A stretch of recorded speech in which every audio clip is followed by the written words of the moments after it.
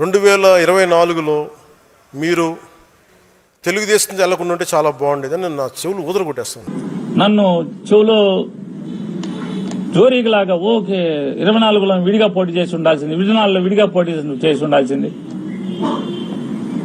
నాకు మెసేజ్లు పెడుతున్నారు, ఊళ్ళో పెళ్లి అయితే ఏదో పాపం నీ శ్రేయోభిలాషులు సార్, వాళ్ళు మీ శ్రేయోభిలాషులే కదా, మీకు మెసేజ్ పెట్టేది ఎవరు?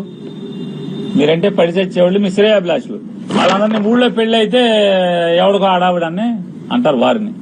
మిమ్మల్ని ప్రేమించే వాళ్ళని కూడా మీరు ఊళ్ళో పెళ్లి అయితే అదేదో కింద మీరు అంటున్నారు. సరే మీ ఇష్టం, మిమ్మల్ని ప్రేమించే వాళ్ళు మీ ఇష్టం, అంటారా తంతారా తిట్టుకుంటారా మీ ఇష్టం, మీదనుకోండి.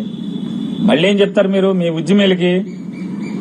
నేను జైలుకి వెళ్ళాను, నారా చంద్రబాబు నాయుడు గారు చూడంగానే జైలు నుంచి పలకరించి బయటికి రాగానే నాకు రోడ్డు కనపడింది. అప్పుడు దాకా బీజేపీని అడుగుతాను, నాకు రోడ్ మ్యాప్ ఇవ్వండి అని వాళ్ళు ఇవ్వలేకపోతున్నారు. నాకు జైల్లోంచి రాగానే రాజమండ్రి సెంట్రల్ జైలు తలుపు కాలు బయట పెట్టగానే ఎదుర్కొన్న రోడ్ మ్యాప్ కనపడింది, బయటకు వచ్చాను, మేము ముగ్గురం కలిసి పోటీ చేస్తున్నామని చెప్పాను. రాష్ట్రం అంతా అసలు అదిరిపోయింది, అది ఇది అని చెప్పారు.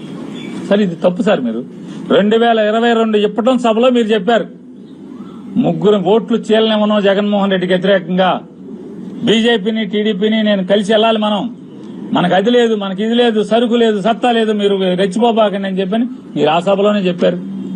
2020 మార్చిలో మీరు అంటే జగన్ గారు ఎక్కిన 2 ఏళ్లకే మీరు మేమంతా కలిసి వెళ్తామని చెప్పి జైలు నుంచి తలుపు తీయగానే రాజమండ్రి తలుపు తీసి కాలు బయటట్టంగానే రోడ్ మ్యాప్ కనపడిందని ఇవాళ మీరు చెప్తే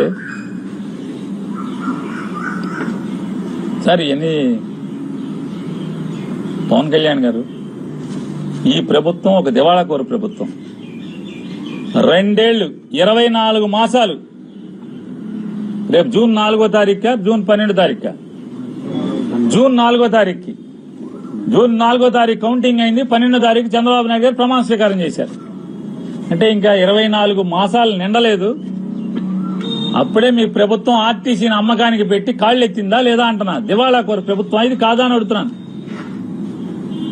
3,60,000 కోట్ల అప్పు చేసి రాష్ట్ర ప్రజల 5 కోట్ల మందిని తాకట్టు పెట్టి 2